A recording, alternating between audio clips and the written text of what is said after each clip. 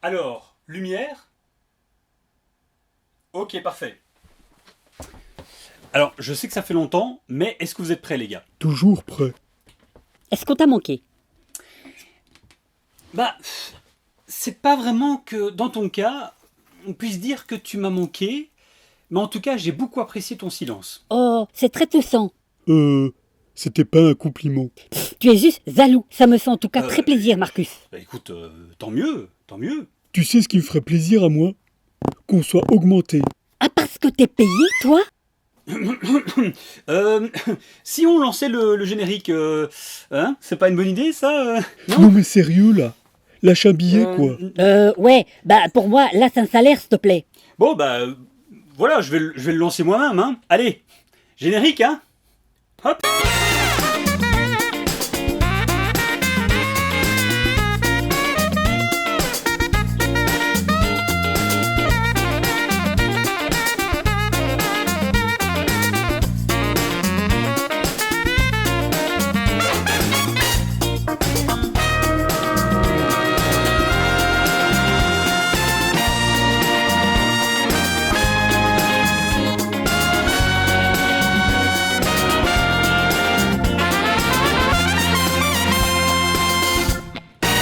Le Marcus Major Show.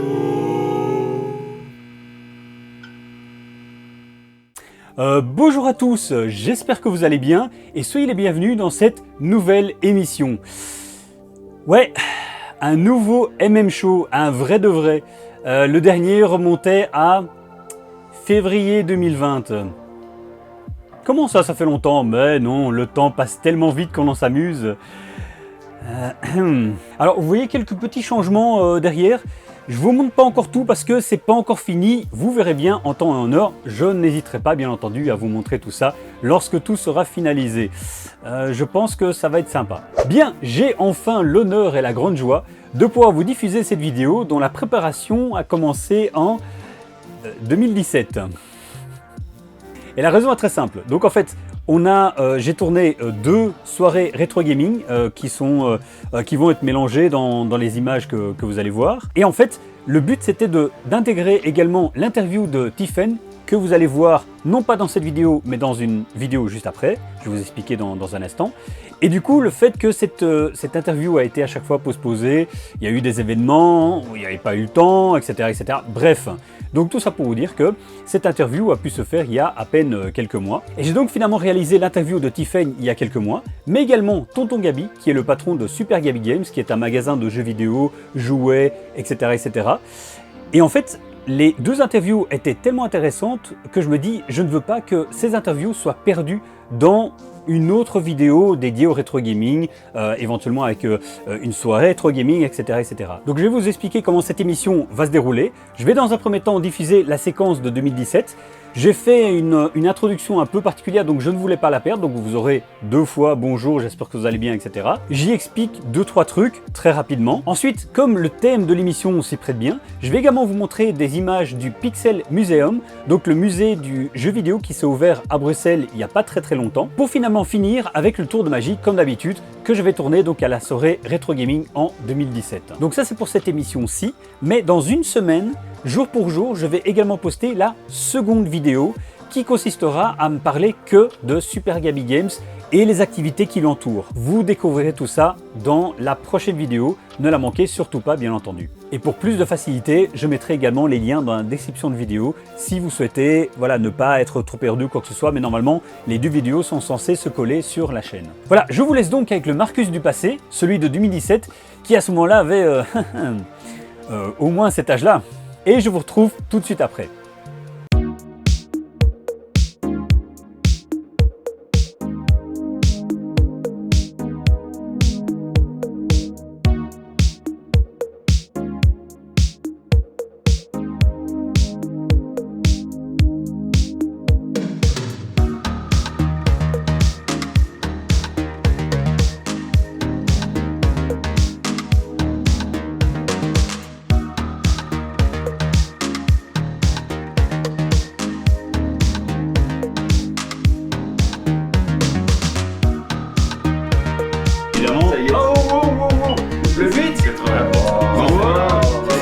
jamais là. Punaise. Portation. Il faut 6-2. être comme Wow, attention. Je remonte là, je remonte. Allez, attention. Punaise. Oh là. Attention, petit échec.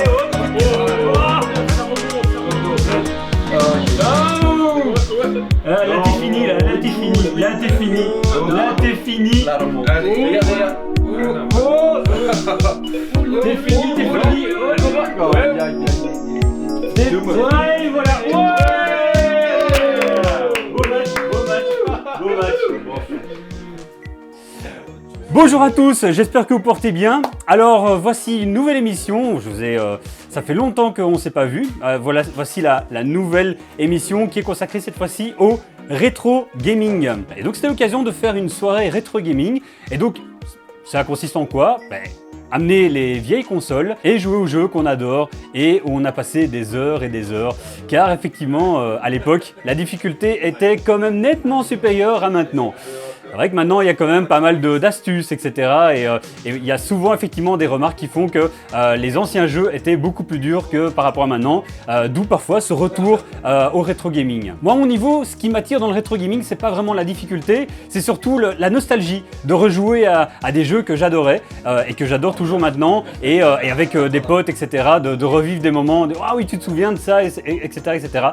C'est vraiment des bons moments passés. Ma toute première console, c'était la Game Boy. C'est pas la première console de Nintendo, vu qu'effectivement la première c'était la NES, donc la petite boîte grise.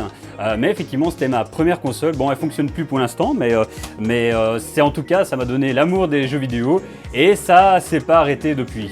Alors, bien entendu, cette vidéo n'est pas sponsorisée par Nintendo, mais il est clair que c'est les consoles que je préfère le plus sur le marché. Celles qui, je trouve les plus excitantes au niveau du jeu et les plus passionnantes, etc., etc. Le rétro gaming, au fur et à mesure du temps, est devenu quand même, un peu tendance, je vais dire. Et on peut le voir effectivement au niveau des prix qui ont quand même pas mal grimpé. Par exemple, cette cartouche-ci, qui est Zelda 1 sur NES. Donc en plus, une belle cartouche dorée. À l'époque, je pourrais pas vous dire le prix de l'époque, mais actuellement, le prix tourne autour des 50 €. Ajouter par exemple qu'il y a la boîte, qu'elle est même sous cellophane, peut-être dans certains cas, le prix va encore plus monter. Dans le cas par exemple de Zelda, tu te souviens du titre de Zelda sur Super NES? A Link to the Past? Renault, c'est Renault le pro. Renault, Zelda sur Super Nintendo, c'est quoi le titre? A Link to the Past? Link to the Past, le Zelda 3. Ok, merci. Ah, il cherche le plus cher. Mais c'est un blister, ce n'est pas du cellophane.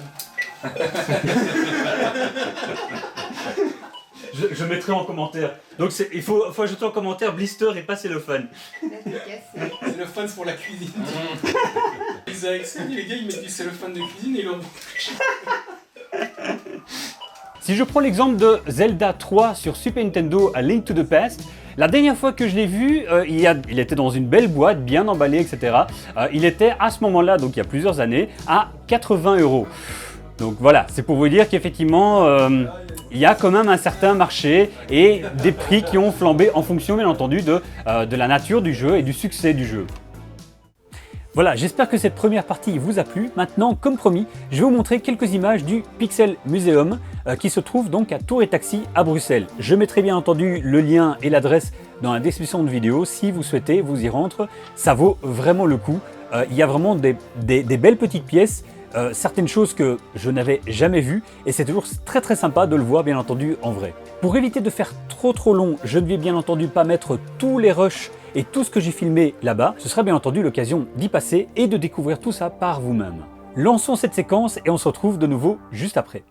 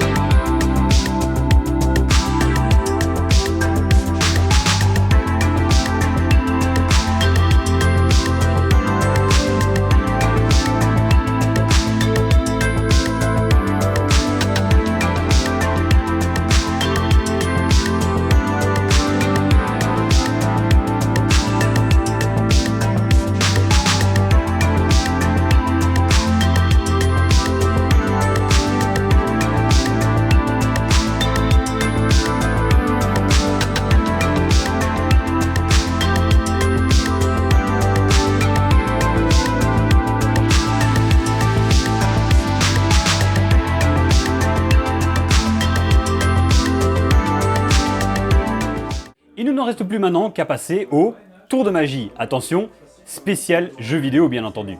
Et ben, je vais vous présenter un petit tour de magie avec des cartes et la 3DS, la Nintendo 3DS. Attention, il n'y a aucun sponsor là-dedans. Hein. Je vais demander, je vais pour l'instant poser la console et je vais demander à quelqu'un de choisir une carte. Bien entendu, je mélange rapidement. Est-ce que quelqu'un veut mélanger le jeu? Est-ce que quelqu'un n'a pas confiance? Quelqu'un veut mélanger le jeu? Moi j'ai confiance, mais j'aime bien mélanger. Ok, bah vas-y, mélange. On sent le joueur de poche.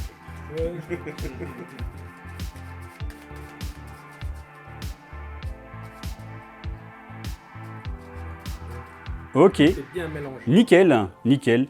Et donc je vais faire choisir une carte, voilà. Par exemple à Maui, tu peux choisir la carte de ton choix. Voilà. Nickel. Et donc, on va essayer d'indiquer, bien entendu, tu regardes uniquement toi la carte, mais tu la montres à personne. Donc je veux pas que on soit soupçonné de complicité ou quoi que ce soit, et éviter de la dire à voix haute ou quoi que ce soit, bien entendu. Moi, si je la sais, c'est pas trop grave, mais ne me dis rien. Ce qu'on va faire, on va voir si effectivement cette carte peut, par télépathie, rentrer dans la machine, dans la console, et qu'elle trouve l'identité de ta carte. D'accord? Je vais demander à Cédric, est-ce que tu peux mettre tes deux mains comme ça? D'un côté, je vais poser la console, et tu peux poser ta carte sur le côté. Attends, je vais juste retirer le stylet, parce que voilà. La conférence réunie. Et tu peux poser ta carte juste à côté. Voilà, tout à fait. On va bien la mettre comme ça sur le côté. Juste à côté, voilà. Alors, on ne dit rien. Je vais simplement dessiner un petit carré sur l'écran. Si tu peux t'approcher si tu veux. Donc, on va dessiner simplement une petite carte. Non, c'est pas bon, c'est pas bon. Je vais redessiner. Voilà.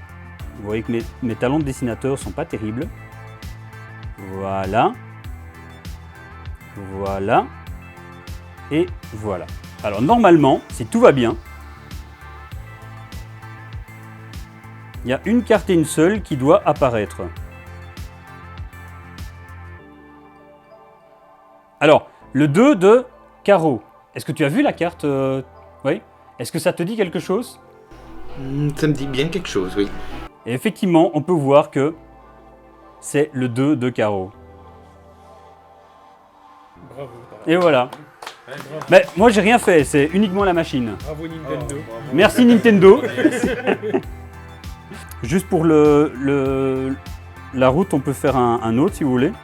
Quelqu'un connaissait Fête de la magie donc, hop. Et ça se fait avec le jeu de cartes en fait, mais ça se fait qu'avec la console. Ah. Je pense que Nintendo a engagé des magiciens. En fait, je dis je pense, mais ils ont vraiment engagé des magiciens pour faire ce truc-là en plus. Le stagiaire, invoque-moi un jeu de cartes sur la machine. Alors, j'ai demandé à quelqu'un qui n'a pas participé, Pedro par exemple. Voilà. Je vais te demander de... Tu vois, on voit ici qu'il y a une clé, une montre et toutes sortes de pièces différentes. D'accord? Je vais te demander de choisir 3 objets là-dedans. Ok. Vas-y. Je choisis maintenant. Ouais, tu peux prendre le stylet, tu peux même le faire toi-même si tu veux. Ok. Ok. Donc, on a une pièce de 1 centime, une pièce de 50 centimes et une pièce de 1 euro. Alors, on voit ici le petit chien. Tout le monde voit le petit chien. D'accord? On va lui donner un ordre. Parmi ces 3 objets, quel est celui que tu choisis? Mais ne le dis pas trop fort. Tu peux le dire. 1 euro. 1 euro. Ok. Alors. Ah oui, c'est ça. Il faut donner l'ordre ici. Alors, on va voir si le chien est assez mentaliste pour pouvoir trouver l'objet que tu as choisi. Rapporte.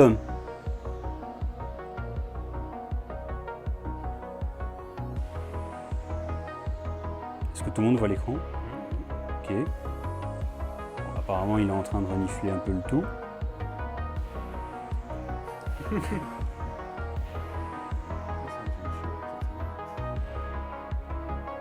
Ah, et effectivement, il a bien ramené Voilà. la pièce de 1 euro. Bravo le petit chien. Très bien. Bravo le chien. Bravo. Et ben voilà. Merci. J'avais le bras en mode blanc. Super.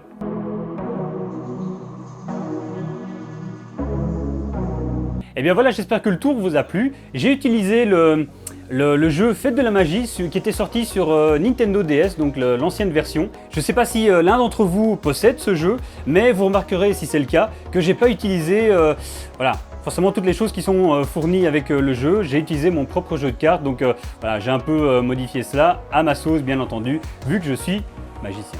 Alors vu que je ne suis pas dans l'environnement familier du QG du Marcus Maillard Show, il n'y a pas vraiment les dépêches cette fois-ci, mais par contre il y a mieux. Hop, une cartouche. Et donc que nous dit la cartouche cette fois-ci? Si les jeux vidéo influençaient vraiment les gens, la plupart des utilisateurs de Facebook seraient fermiers actuellement.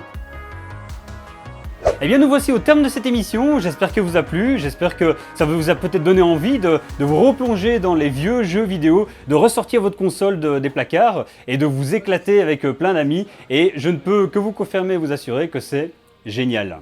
Je remercie bien entendu tout le monde présent, tous les potes qui sont venus jouer et s'éclater. Dans tous les cas, je vous retrouve pour une prochaine émission. D'ici là, portez-vous bien.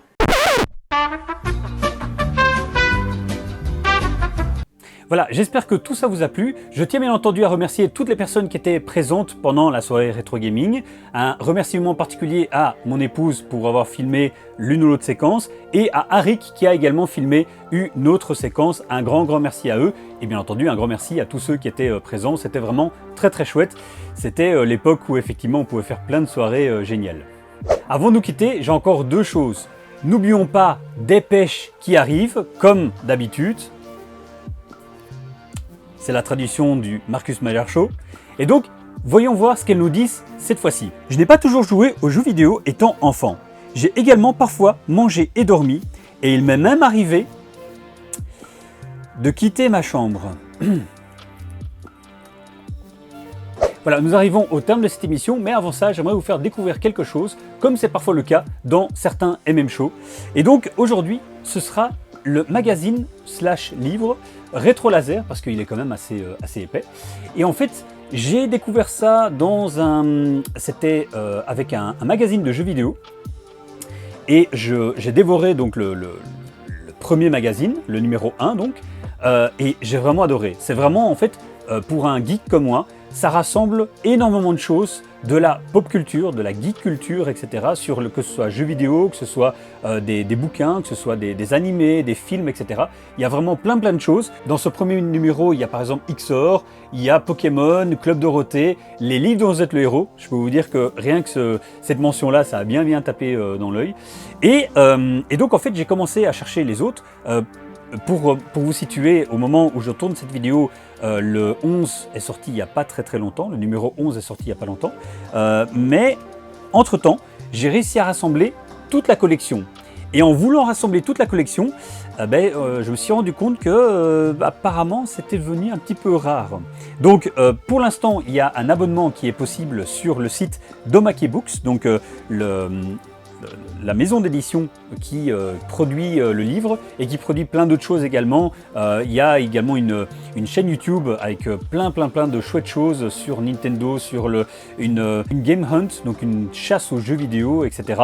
Je ne peux que vous inviter à aller regarder ça, bien entendu. Et donc sur le site, vous pouvez prendre un abonnement, mais petit conseil, si vous en voyez passer, je ne peux non seulement que vous inviter à vous jeter dessus, mais à les conserver parce que j'ai l'impression que ça va vite devenir collector.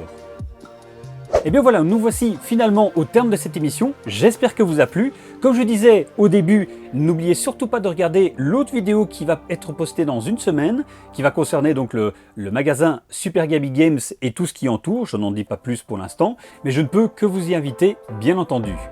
D'ici là, portez-vous bien. Ciao!